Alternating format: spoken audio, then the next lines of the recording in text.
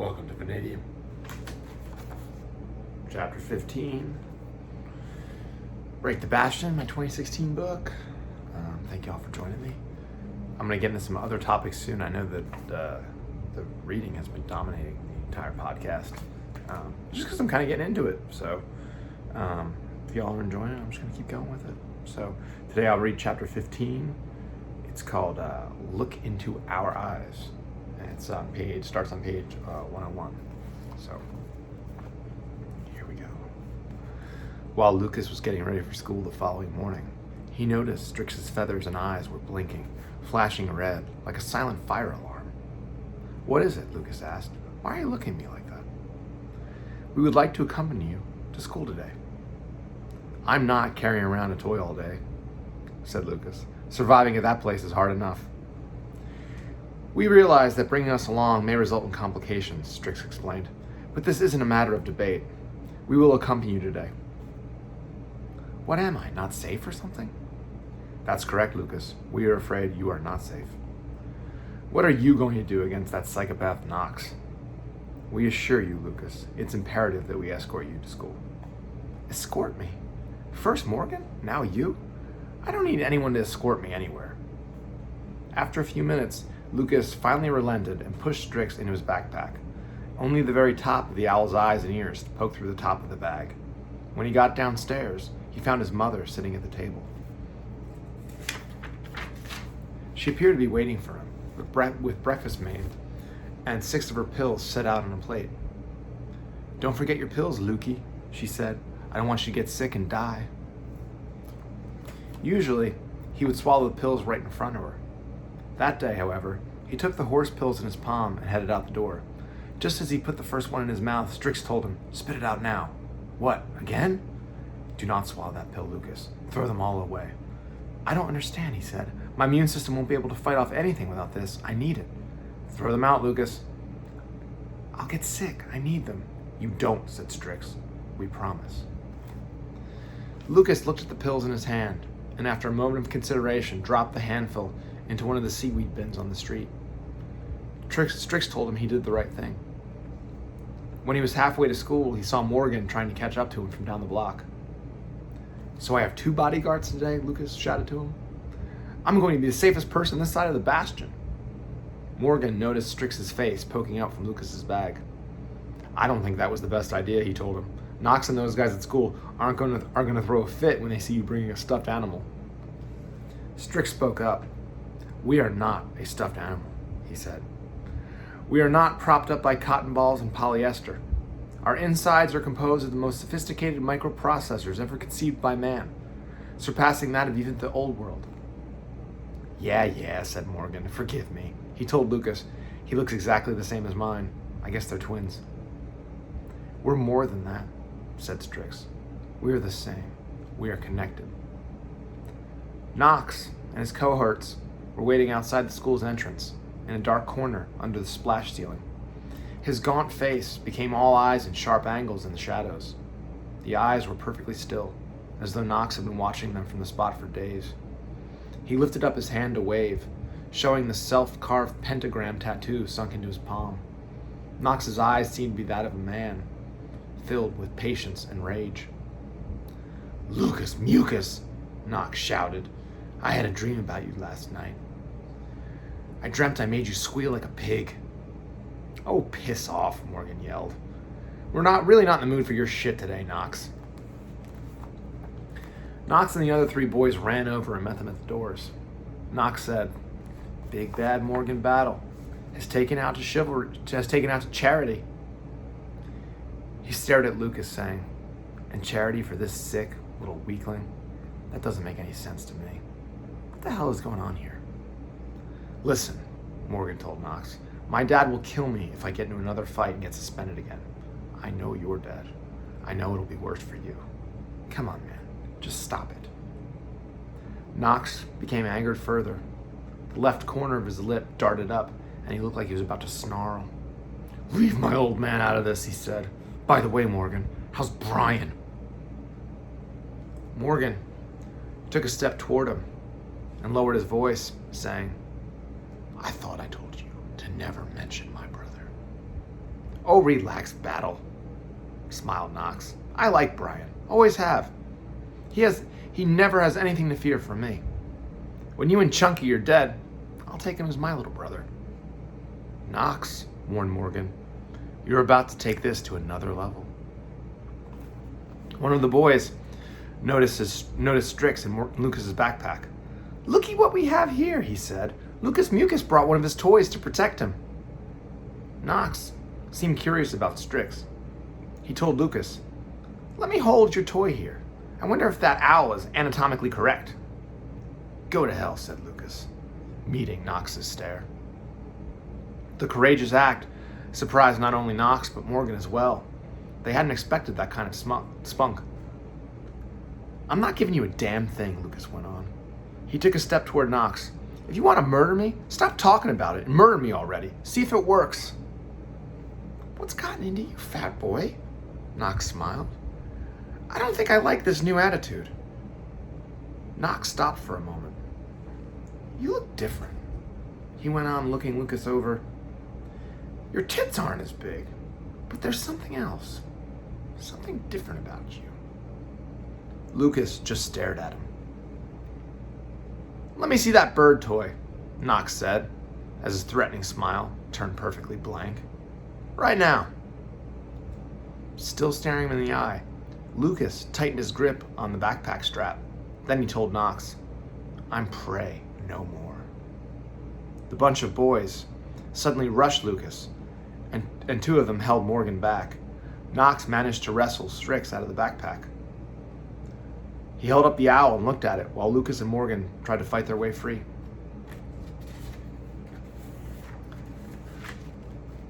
This isn't a stuffed animal, said Knox.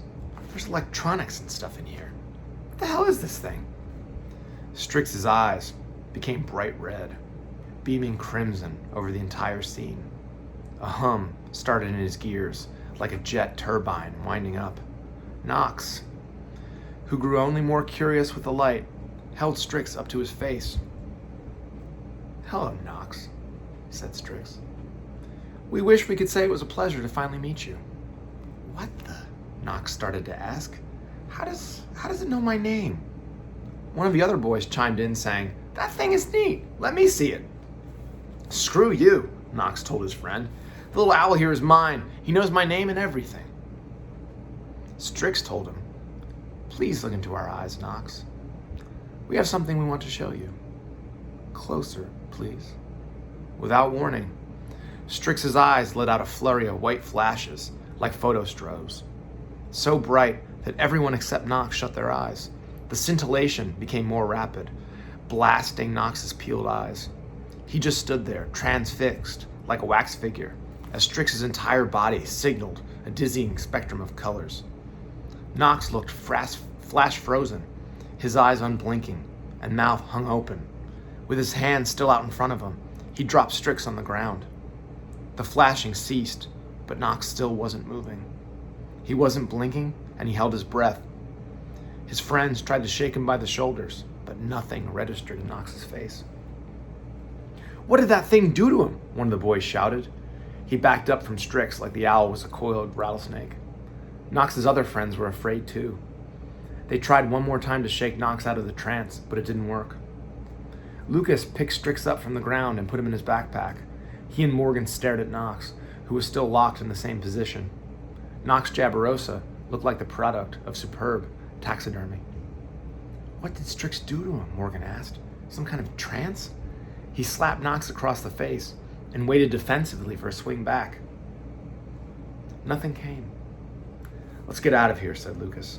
I don't want to have to explain this to anyone. They both walked through the doors to the school, leaving Knox standing with his arms out. Just as they turned the corner, they took one last look back. Knox had fallen on the ground, and his body was trembling. Should we go back? Lucas asked.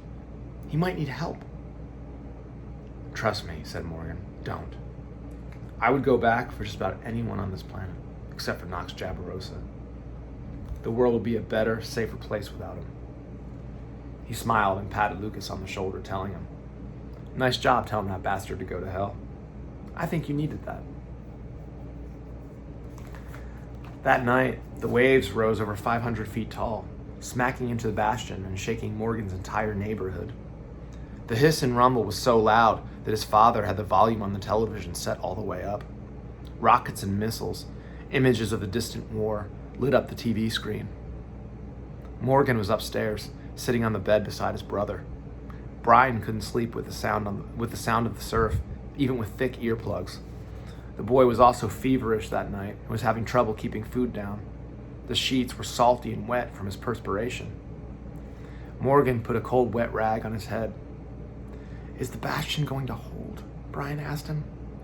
"Of course," said Morgan with reassurance. "Nothing can bring the bastion down. We're perfectly safe." "I don't remember it ever being so loud." "I know it's bad," Morgan admitted, "but we're still safe. Before you were born, I remember a horrible storm. Waves nearly taller than the bastion. A foot of water on the streets from the splashing. The noise made my whole head shake. I was only 3, but I still remember." They both noticed their father standing in the doorway. Killian's eyelids were sinking, and he had to lean in the door frame to stand. Apparently, he had taken a rather heavy dose of anxiety pills. "I wish we were on the front lines of war," he said softly. "At least then I could have some peace and quiet." Morgan told him, "We need to take Brian to the doctor tomorrow if this fever doesn't break." "Tomorrow's my day off. I need rest," his father said. "Looks like the kid will need to take a cab." "That's fine," said Morgan. "I'll take him." "Why?" his father asked, smiling a little. "They don't know anything except charge me money. That kid never gets any better." "He's got a condition," Morgan told him. "It needs to be managed." "Oh, that's right," his father said, with a collapsing smile. "His condition. The one that he inherited from his mother, and supposedly me." Morgan rubbed Brian's head and pushed his earplugs until they were deeper inside. He didn't want his brother to hear any of this. "Stop it," Morgan told his father. "You know that's crazy. I hate when you bring this up."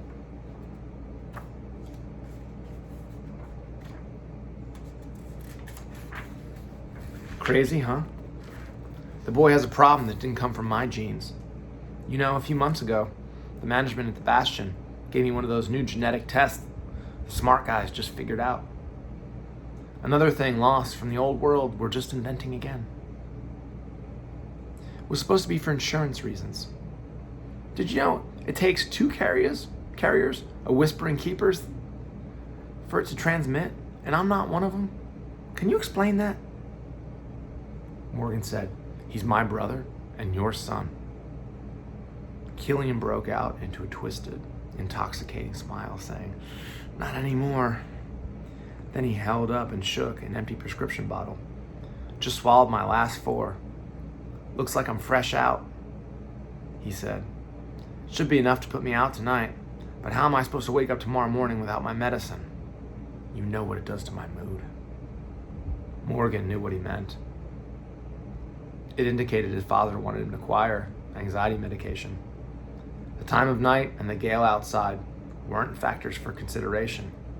This had become a battle family custom. His father needed the pills the moment the bottle ran dry. "I'll get it if you keep it on Brian for a while I'm gone."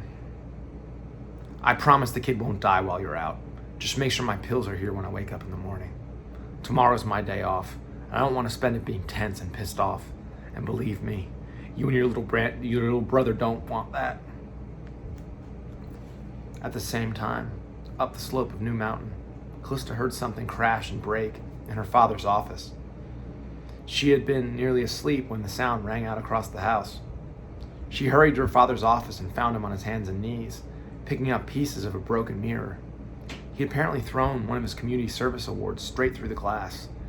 He looked surprised and embarrassed when he saw his daughter standing there. "I'm not sure what happened," he said with his voice cracking. His complexion was bright red and his hair was damp with sweat. "I must have knocked the mirror somehow." She heard slurring in his voice and noticed a half-empty bottle of whiskey on his desk. Callista had only rarely seen her father drink, and this was the first time she had seen him by himself with a bottle. "Dad, what's going on? Tell me. I know there's something bothering you." He leaned back into his desk chair. Then he looked at her face for what seemed like an awkward eternity. Everything is okay, baby girl. I promise. Callista noticed something strange, and perhaps even more alarming than the whiskey bottle on the desk. An illustration. Something like a colorful blueprint was unfolded on the desk. The odd parchment appeared alive, with moving lines and flashing colors, like a television screen. She realized, although the technology appeared magical, the document was simply an atlas or a survey of some kind. She had never seen a map like it. The topography, ocean, and bastion seemed barely present, like unimportant background features. Whoever the mapmaker was had focused on the homes and people, showing some with shades of red and blue. There were 3 spots of bright white on the map. Callista's father noticed that the map was out, quickly folded it up, and tucked it under with some papers on his desk. "What is that, Dad?" she asked. "It looks really strange. It's like the paper lights up. What do all those colors mean?" "Oh, it's just a map of the yttrium in the area. You know, minerals and mining, honey." She said, "I thought we told each other everything." "We do, honey, we do," he said. There was melancholy in his face, the same look he gave her when he told her that her mother was gone. "It's just that," he hesitated. "It's just that sometimes there are things in life that are bigger than we are. Sometimes we can't do the right thing. Sometimes we just have to survive." "What do you mean?" "Never mind. I don't know what I'm saying." "If you're not going to talk to me," Callista told him, "then I'm going to bed." Her father's face seemed bent into a dozen different emotions. He wrinkled up his mouth, turning his gaze to the office window. Then he took a sip of whiskey. All he said to her before she left was, "I'm sorry, Callie. I'm so sorry." As soon as she got upstairs, she told Strix, "I don't know what's happening. I don't know why he's acting like this." Strix's eyes glowed a soft, pleasant green. He told Callista, We're sorry you're going through this, Callista." "Oh, great. You're sorry too. Everybody is sorry, and nobody will tell me what's happening." "Your confusion and frustration are understandable," said Strix. "We're afraid we cannot provide you with any answers at this point. However, we may know of a way to make you feel better." "What do you mean?" she asked. "We suggest you bring us along for a little walk. It's quite a lovely evening, and we know of someone who would very much like to see you."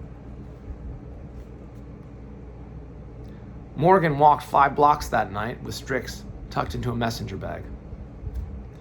He knew where the men he needed to meet hung out that night. His father, Killian, wasn't the only one in Azerton who didn't like to face the morning without their anxiety pills. Salty mist tumbled from the bastion and settled on the streets. The neighborhood smelled like the inside of a horseshoe crab.